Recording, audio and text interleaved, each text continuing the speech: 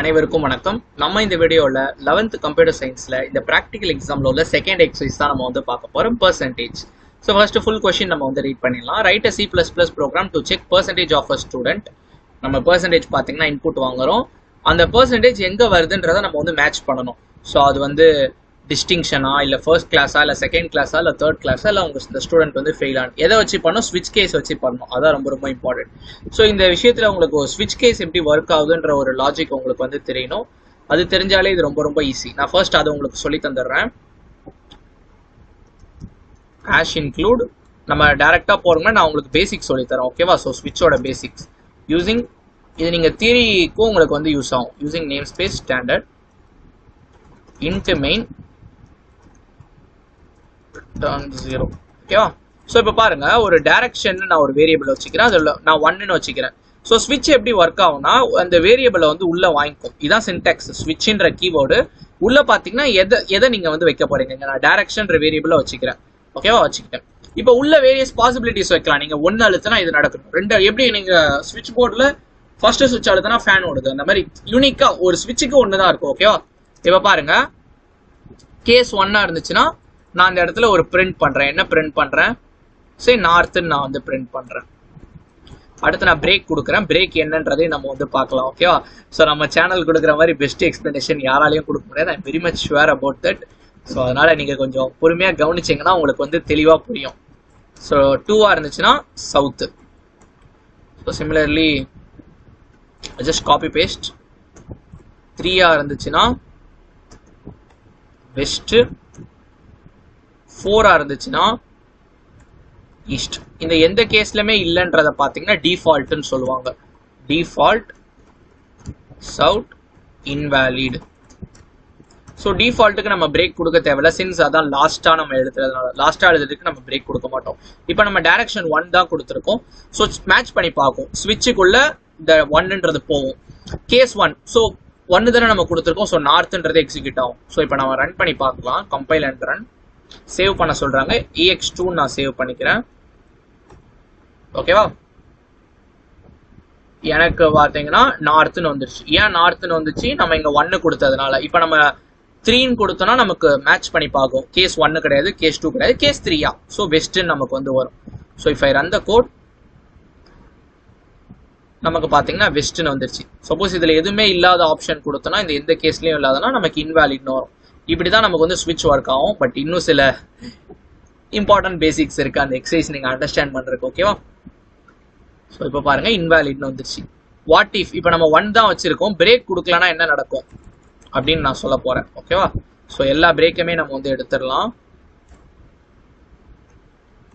So break கொடுக்கலன்னா என்ன நடக்கும்னு இப்போ நம்ம பார்க்க போறோம், ஓகேவா? Execute, compile and run. நமக்கு நார்த் மட்டும் தான் வரணும். ஆனா நமக்கு பாருங்க, we got all the options, north, south, west, east, invalid. ஏன்னு கேட்டீங்கன்னா, பிரேக் ஆகாம அப்படியே எல்லாமே பிரிண்ட் ஆயிடும். ஒரு இடத்துல மேட்ச் ஆயிடுச்சு, நமக்கு இங்க கேஸ் 1ல மேட்ச் ஆயிடுச்சு. மேட்ச் ஆனோட it should come out. But வராம எல்லாமே நமக்கு பிரிண்ட் ஆகும், ஓகேவா? ஸோ அதனால we should have a break statement ஒவ்வொரு கேஸ் முடியும் போதும், ஓகேவா? இது உங்களுக்கு புரியும்னு நினைக்கிறேன். இப்ப சில டைம் பாத்தீங்கன்னா 2 இதுக்கும் நம்ம ஒரே இது மாதிரி பிரிண்ட் பண்ற மாதிரி இருக்கும். இப்ப நான் என்ன வைக்கலான்னு கேக்குறீங்கன்னா, கேஸ் 1ம் 2ம் பாத்தீங்கன்னா நான் மெர்ஜ் பண்ண விரும்புறேன். ஸோ 1 அழுத்தினாலும் நார்த்து தான் வரும், 2 அழுத்தினாலும் நார்த்து தான் வரும். ஸோ அதுக்கு நான் என்ன பண்ணணும்னு நினைக்கிறேன்னா, இந்த 2ன்றதே நான் எடுத்துடுறேன். எடுத்துட்டு நீங்க என்ன பண்ணலாம்னா, கேஸ் 1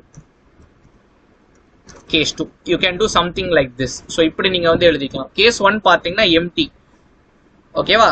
கேஸ் 2ல நான் இதை வச்சிருக்கேன், ஓகேவா? ஸோ இப்படி பண்ணீங்கன்னா கேஸ் 1 இங்க டைரக்ஷன் 1ஆ இருந்தாலும் இதுதான் பிரிண்ட் ஆகும், 2ஆ இருந்தாலும் இதுதான் பிரிண்ட் ஆகும், ஓகேவா?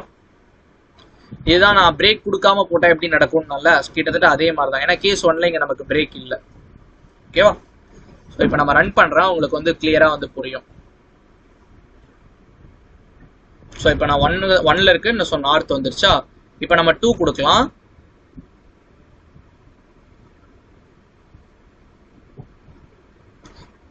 டூ கொடுத்தாலும் எனக்கு நார்த் தான் வரும். புரியுதா உங்களுக்கு?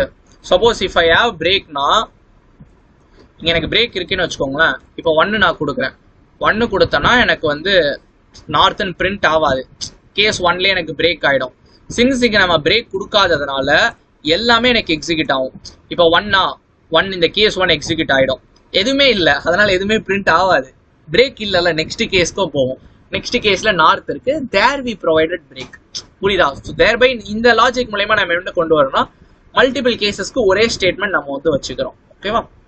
ஃபைன், உங்களுக்கு புரிஞ்சிருக்கும்னு நினைக்கிறேன். நம்ம without wasting so much time நம்ம டேரக்டா வந்து போய்க்கலாம்.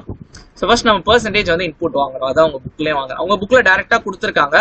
பட் நம்ம இப்போ இவ்வளவு தூரம் பார்த்ததுனால உங்களுக்கு வந்து புரியுது. ஓகேவா? அவங்க என்ன பண்றாங்கன்னா பெர்சன்டேஜ் வந்து வாங்குறாங்க, வாங்கிட்டு டிவைட் பண்றாங்க. அதை நம்ம வந்து பார்க்கலாம். ஓகேவா? இப்ப நான் 100 மார்க் எடுக்கிறேன், அவங்க வந்து டோட்டல் பாயிண்ட்ஸ் மாதிரி வச்சுக்கிறாங்க. 100 10ஆல நான் டிவைட் பண்ணேன்னா எனக்கு என்ன, என் பாயிண்ட் வந்து 10. நான் 89 மார்க் எடுக்கிறேன்னா 10ஆல டிவைட் பண்ணனா நீங்க you have to take the quotient. எப்படி நம்ம டிவைட் பண்ணுவோம்? 89/10, 10 8s are 80, remainder 9. So you have to take the quotient. 8 தான் வரும். ஸோ 81 எடுத்தா அப்பயும் 8 தான் வரும், 80 எடுத்தா அப்பயும் 8 தான் வரும். ஸோ இந்த ஸ்கேல்ல உங்களுக்கு புரியும்னு நினைக்கிறேன். 55 எடுத்தா 5 வரும். ஸோ இந்த 1 to 10 இந்த ஸ்கேல்ல அவங்க வந்து வச்சிடுறாங்க. ஓகேவா? அதனால எடுத்தோன்னு அவங்க வாங்குற பெர்சன்டேஜை 10ஆல டிவைட் பண்ணிடுறாங்க. Greater than or equal to 80னா என்னென்ன கேஸ்லாம் பாசிபிள், இதை நம்ம வந்து காப்பி பண்ணிக்கலாம். So that we can use it for later. Okay, இங்க நம்ம வந்து காப்பி பண்ணியாச்சு. So greater than or equal to 80னா என் மார்க் 80னா 80/10 8 இருக்கலாம், 90னா 9 இருக்கலாம், ஸோ 100னா 10 இருக்கலாம். ஸோ 8 9 10 இதை 3 வேல்யூஸ் எனக்கு இருந்தாலுமே டிஸ்டிங்ஷன் தான். Greater than or equal to 60 to 80னா 6 and 7 பாசிபிள். ஏன்னா லெஸ் தென் 80னா 80 கணக்கு கிடையாது, 80 ஃபர்ஸ்ட்லேயே உங்களுக்கு மேட்ச் ஆகிடும். இங்கே பார்த்தீங்கன்னா வெறும் 5, இங்கே பார்த்தீங்கன்னா வெறும் 4. இதில் எதுலையுமே மேட்ச் ஆகலன்னா ஆப்வியஸ்லாக நீங்கள் ஃபெயில் தான். அதான் நம்ம வந்து பார்க்க போகிறோம். ஓகேவா? இதை நான் எடுத்துடுறேன், உங்களுக்கு புரிஞ்சிருக்கும்னு நினைக்கிறேன் நம்மளோட explanation. See out, enter your percentage. See percentage. So percentage னு ஒரு வேரியபிள் நம்ம கிரியேட் பண்ணிக்கலாம். ஓகேவா? as I said earlier, நம்ம பார்த்தீங்கன்னா அதை 10ஆல டிவைட் பண்ணிப்போம். ஏன்னு கேட்டிங்கன்னா ஸ்விட்ச் கேஸ்க்கு பார்த்தீங்கன்னா நம்ம கொடுக்கறதுக்காக. ஓகேவா? int x ன்னு ஒரு வேரியபிள் வச்சுக்கிறேன். x equal to percentage by 10. ஓகேவா? இப்போ switch ஆஃப் x. ஸோ இப்போ தான் நம்ம வந்து பார்த்தோம் என்னென்ன கேஸ்லாம் பார்த்தோம். So case 10, case 9, case 8. இந்த 3 வந்தாலுமே see out you have அப்படின்னு ஒரு ஸ்டேட்மெண்ட் எழுதிக்கிறேன். பாஸ்ட் வித், இது பார்த்தீங்கன்னா நம்ம நிறைய இதுக்கு யூஸ் பண்ணுவோம். ஸோ இதை நான் காப்பி பண்ணிக்கிறேன். you have passed with distinction. ஓகேவா? பிரேக். ஓகேவா? இப்போ எனக்கு இங்க 10, இப்போ நான் 100 மார்க் எடுத்தேன்னா என்ன ஆகும்? 100/10 10, கேஸ் 10 பார்ப்போம், எதுவுமே இல்லை. ஸோ பிரேக் இல்லாதனால அடுத்த கேஸ்க்கும் போகும். அங்கேயுமே பிரேக் இல்லை, அடுத்த கேஸ் போகும். அங்கே you have passed with distinction வந்துடும், பிரேக் ஆகிடும். ஸோ இன் திஸ் வே இப்படி தான் பார்த்தீங்கன்னா நம்ம மல்டிபிள் கேசஸ் நம்ம வந்து எக்ஸிக்யூட் பண்ணுவோம். ஓகேவா? நமக்கு அடுத்து என்ன கொடுத்துருக்கான்? 60 80. அதான் நம்ம இங்க எழுதிருந்தோம்ல, 6 7 இருந்துச்சுன்னா இதை நம்ம காப்பி பண்ணிக்கலாம். 7 6 எதுவா இருந்தாலும் ஃபர்ஸ்ட் கிளாஸ். ஓகேவா? உங்களுக்கு புரியவே நினைக்கிறேன், அதுக்கு தான் நம்ம ஃபர்ஸ்டே எழுதிட்டோம். 5 4 இது வந்து 5க்கு, இது வந்து 4க்கு. 5 வந்து செகண்ட் கிளாஸ், 4 வந்து